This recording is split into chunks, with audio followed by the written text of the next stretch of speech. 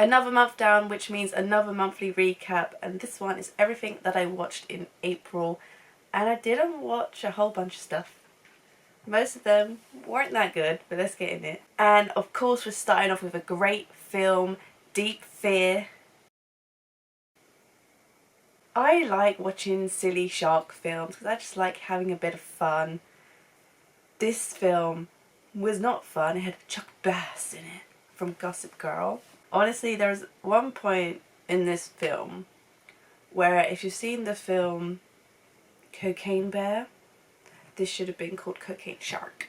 And I made that joke, and the film didn't go that way. The shark inhaled some of that white powder. The shark didn't go crazy. It didn't, you know, carry on with the effects. It was just kind of normal shark in these shark films, and I just wasn't having fun with it. But a film I did have a little bit more fun with was Ricky Stenicki. You know, I do love a bit of John Cena. I think his comedy films, that's mostly what he's done, it's just, I find him really funny, and I think out of all the ones I've seen him in, the way he committed to the character of Ricky Stenicki was hilarious. And I really like Zac Efron in some of his comedy films as well. So they were a great duo to bounce off of each other. And you know what? I think it was a good film. There were a few too many of those dick jokes. There's just some jokes just go on for too long, and I don't find them funny, but they kept going with it, which made it less funny. Then a great show I watched on Apple TV Plus, Still Up, with Rio Wellard. This is a great show. You know, it's only one season. Maybe when there's a new season, I think there's a new season that's either being filmed this year or coming out this year, it might move up into the best. It's just about the two characters where they're insomniacs. They come alive in the night, and they have a great friendship, and they just get into some weird scenarios. Well, he sticks to his house because he has anxiety, where he doesn't want to leave his house, whereas she goes on these fun little adventures in the middle of the night, and it was hilarious, and I really love their friendship, and I thought it was really cute. And then Amazing Stories is another Apple TV Plus show. It is 6 episodes, I think, maybe like an hour long each episode, where each episode is a different story. And I like things like that, you know, kind of like Black Mirror, where obviously that's like one very specific tone. This isn't that. It's like, this is all different. I think the first 2 stories were probably the most interesting ones, so I'm going to put it in okay-ish, because I wasn't enjoying the whole thing. I was kind of bored of the other stories, and of course I was going to like the first one because it's Dylan O'Brien and I think Victoria Badita, that's not how you say her name, but you know, I loved them too, and they had the most interest because it was a love story that transcended time, and I thought that was really cute.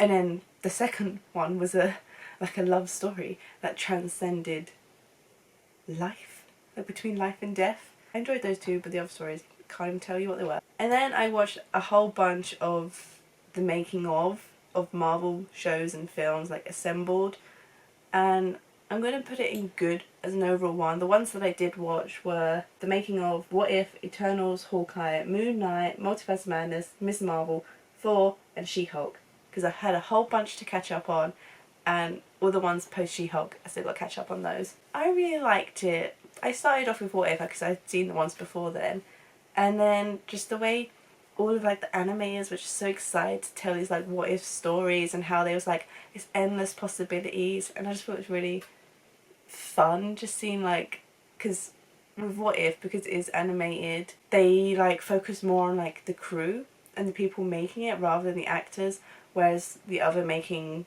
ofs, there was like kind of a more focus on the actors and how excited they were, and I loved that, because for the Moonlight one we got to see like how committed Oscar Isaac was to portraying these different personalities of Mark Spector. Miss Marvel, Iman Vellani, just seeing how excited she was. I just loved that whole cast. They're such fun, and they was just saying how fun it was, and that show is fun. And then with the Eternals one, watching that one and just seeing them talk about how like it was such a big feat introducing like so many characters at once, and how it was such a big story to tackle within like the timeline of the MCU, and those were like some of the things what I love about the Eternals film itself, and just hearing like all the background people talk about it.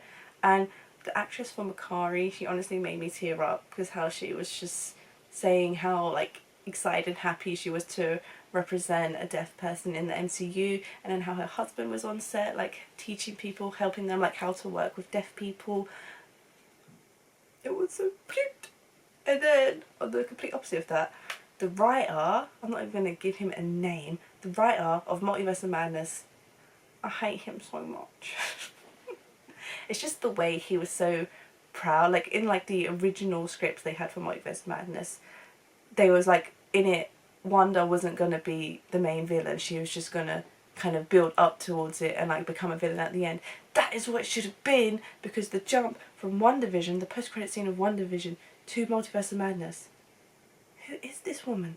Who is she? I knew she was going to get to that at some point, but there was such a big jump between it, and I didn't like it. And it's just the way that he was like, Wanda has the potential, like the Scarlet Witch has the potential to be the biggest villain. Why are we going to give that up for another film? Why are we going to let an Avengers film have it? Because it would make sense. It would make sense. And it's just the way that he was just so happy to be like, no, I'm going to have her. She's in my film.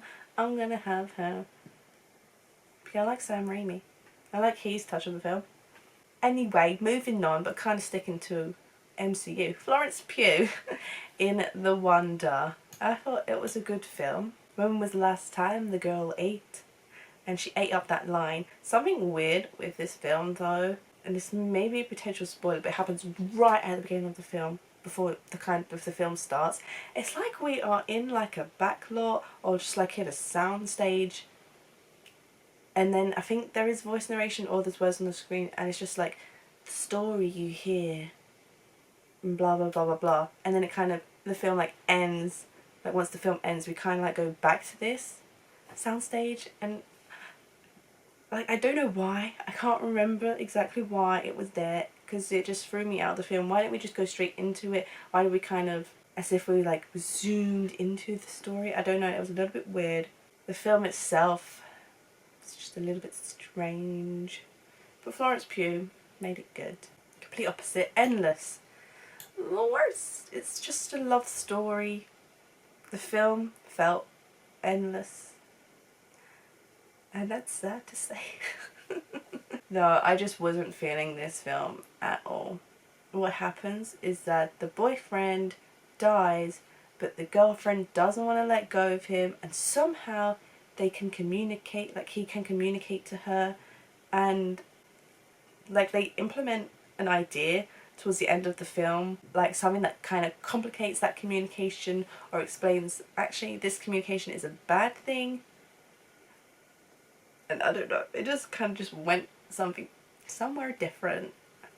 Wasn't a fan of it. And then How to Date Billy Walsh was okay-ish. You know, I watched this with my sisters, and I sent like a whole bunch of films, and I was like, okay, what films do you want to watch together, or like what ones are you okay with not watching? And then out of all of the films, we all said yes, we want to watch How to Date Billy Walsh together. And this was when my sister came back from uni, we had a limited time, and there was a whole bunch of films we wanted to get through. I think we only watched 2 of them, and this was the first one we watched, and we was all just sat there like 20, I don't know if we even got 20 minutes into the film, and we was just like, this was the one we chose to watch when we know we can only watch a few amount of films.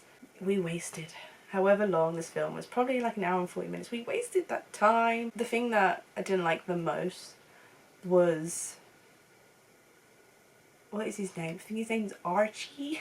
I think his name's Archie, the guy from Heartstopper, his character in this, I think is Archie. You can see how much I loved it, because I know their names. When he broke the fourth wall, and when he did his like narration, it was just a bit weird, because he speaks a lot. He speaks a lot, and he speaks really fast, and it's like, and I know that's kind of like his character quirk, but I don't know, I didn't quite like it that much. But let's get positive again. Dead Poet Society, the best. Honestly, I can just say any Robin Williams film is probably going to be the best. Dead Poet Society came to me in the perfect time, around the time of the Torture Poets Department, so I was in that film. I wanted, you know, I don't know what I wanted. I don't have any words for what I wanted. Neil.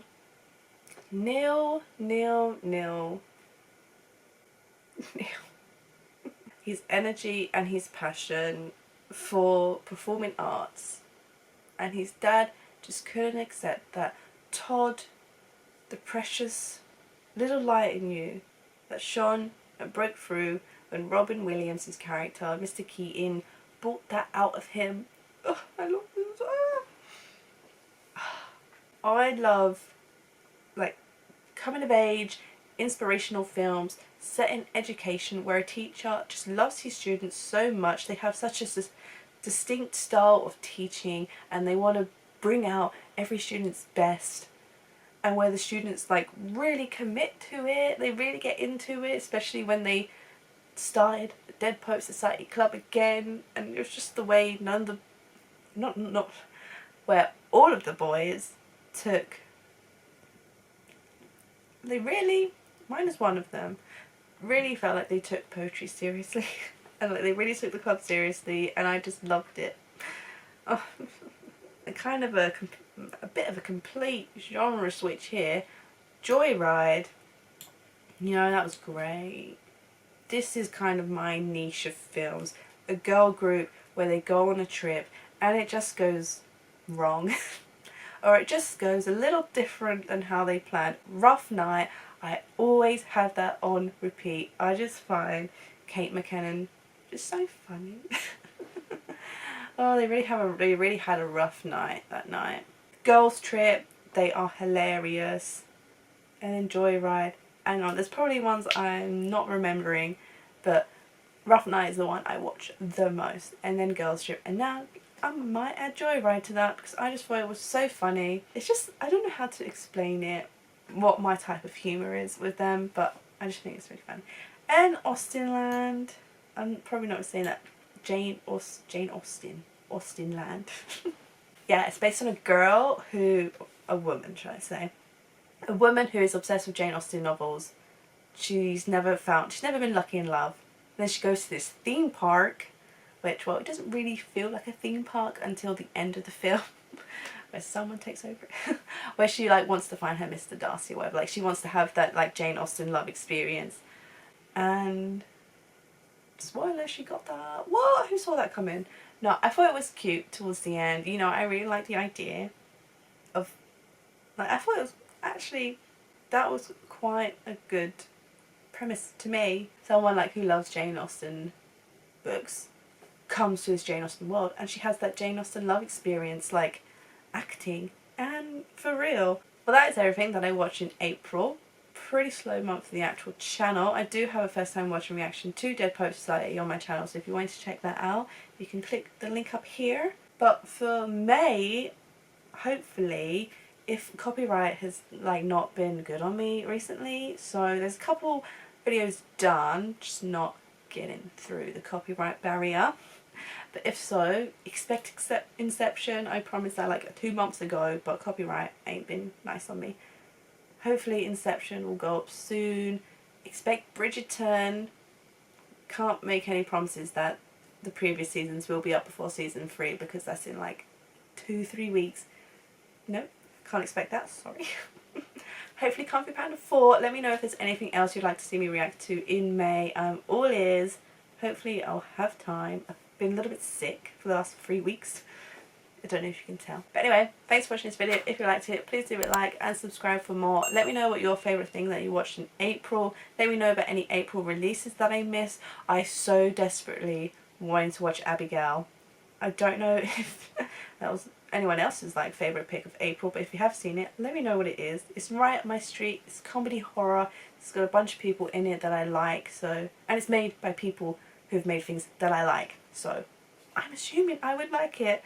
I just didn't have the opportunity to get around to watch it though. But let me know if any other April releases that I missed that I should watch. But thanks for watching. Bye!